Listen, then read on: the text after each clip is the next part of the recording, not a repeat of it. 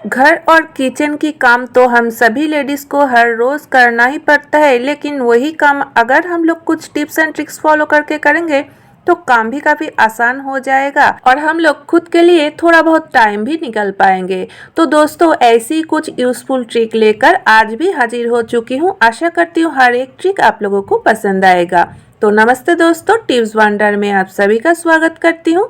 तो चलिए वीडियो को स्टार्ट करते हैं। हर रोज किसी न किसी खाने में प्याज तो डालना ही पड़ता है और प्याज डालने से खाने का स्वाद काफी ज्यादा बढ़ जाता है।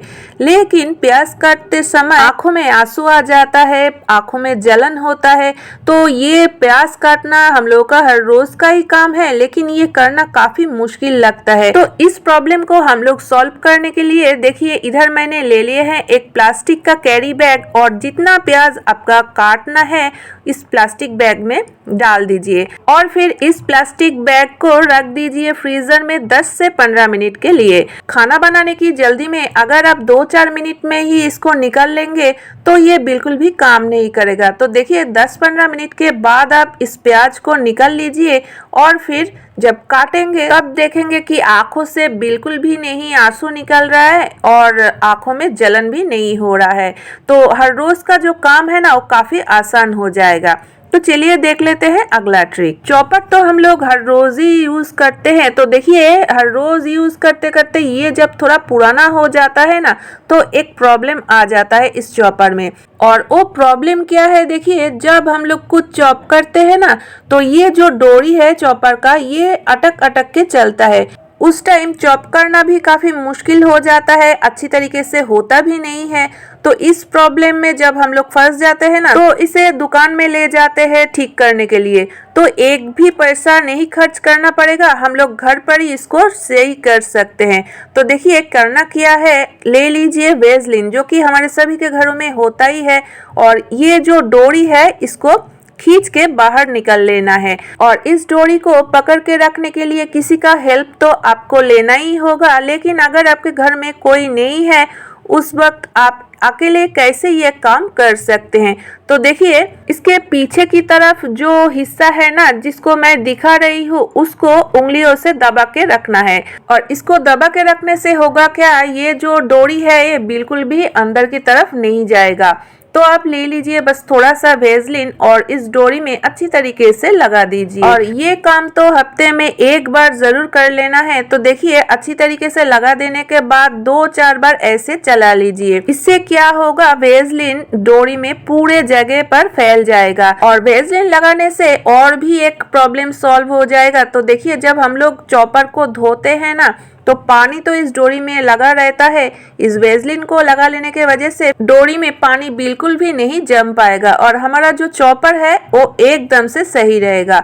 तो चलिए देख लेते हैं अगला ट्रिक। खाने में नमक का यूज तो हम सभी लोग करते ही है। तो देखिए नमक भी कभी कभी एकदम से चिपचिपा हो जाता है और वो नमक ना खाने में यूज करना भी अच्छा नहीं लगता, लेकिन हम लोग फेंक भी नहीं सकते। तो देखिए नमक चिपचिपा ना हो इसके लिए हम लोग कई तरीके की ट्रिक आजमाते हैं।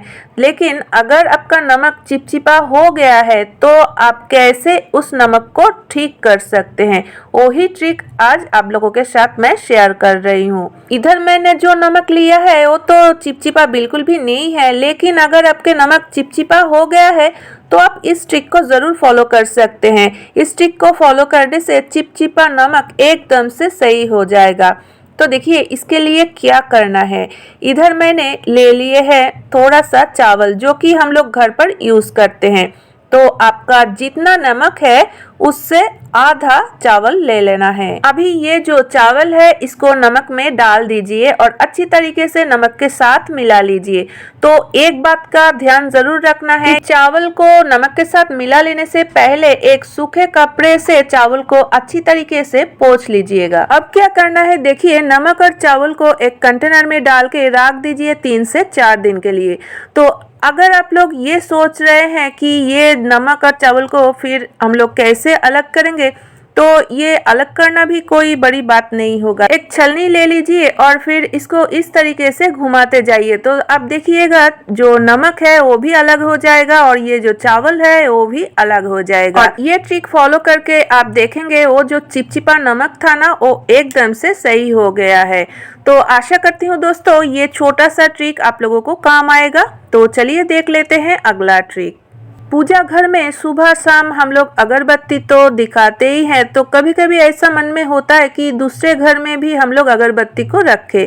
तो हमारे जो अगरबत्ती स्टैंड होता है ना वो ज्यादातर की एक ही होता है जो कि पूजा घर में रहता है और वो स्टैंड तो हम दूसरे घर में नहीं ले जा सकते हैं। तो उस टाइम हम लोग अगरबत्ती जो रखेंगे वो कहाँ और कैसे रखेंगे, तो उस टाइम आप ये ट्रिक को फॉलो कर सकते हैं। मेडिसिन या तो फिर दूसरा कोई चीज खत्म हो जाने पर इसका जो कंटेनर है ना वो तो हम लोग फेंक देते हैं। तो आप ऐसी एक कंटेनर ले लीजिए और इसके जो ढक्कन है इसके ऊपर कुछ होल्स बना लीजिए। तो देखिए कितना सुंदर अगरबत्ती स्टैंड तैयार हो चुका है और इसको आप कहीं पर भी ले जा सकते हैं।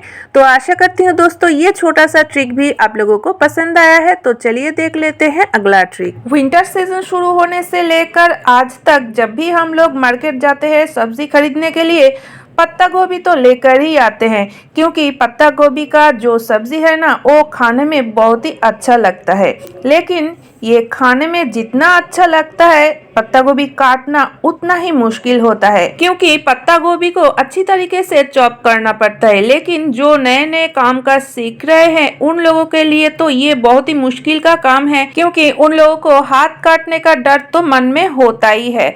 और देखिए ये अगर हम लोग अच्छी तरीके से नहीं चॉप करेंगे ना तो सब्जी भी खाने में अच्छा नहीं लगेगा और ये सब्जी बनने में भी काफी टाइम लग जाएगा। तो कैसे हम लोग अच्छी तरीके से इसको चॉप कर सकते हैं वो भी बिना डरे। पहले तो पत्ता गोभी को 4 टुकड़ा कर लेना है। तो देखिए जब भी हम लोग इसको चॉप करते हैं ना तो एक हाथ से तो एक टुकड़े को पकड़ना होता है और दूसरे हाथ से हम लोग काटते हैं। तो ये जो नाइफ है ये तो उंगलियों में लग भी सकते हैं। अगर हम लोग ये ट्रिक को फॉलो करेंगे तो हाथ काटने का भी कोई डर नहीं होगा और हम लोग अच्छी तरीके से चॉप भी कर पाएंगे। तो देखिए इधर मैंने ले लिए हैं नेल कटर, जो कि हमारे सभी के घरों में होता ही है। तो नेल कटर में ये जो चाकू जैसा एक पार्ट है ना इसको निकाल लेना है। तो देखिए अभी इस पार्ट को पत्ता गोभी का जो टुकड़ा है इसमें डाल दीजिए कुछ इस तरीके से। तो देखिए हाथ से इस नेल कटर को पकड़ के रख और दूसरे हाथों से चॉप करते जाइए। तो ये ट्रिक को फॉलो करके आप देखेंगे हाथ काटने का तो बिल्कुल भी डर नहीं होगा। और देखिए पत्ता गोभी कितनी आसानी से काट रहा है। तो जो नए काम का सीख रहे हैं ना उन लोगों के लिए ये तो बहुत ही काम का ट्रिक होगा। और जब चॉप करते करते चाकू नेल कटर के पास आ जाए तो नेल कटर को उठा लीजिए, थोड़ा पीछे की तरफ डाल दीजिए और फिर से आप काटते जाइए।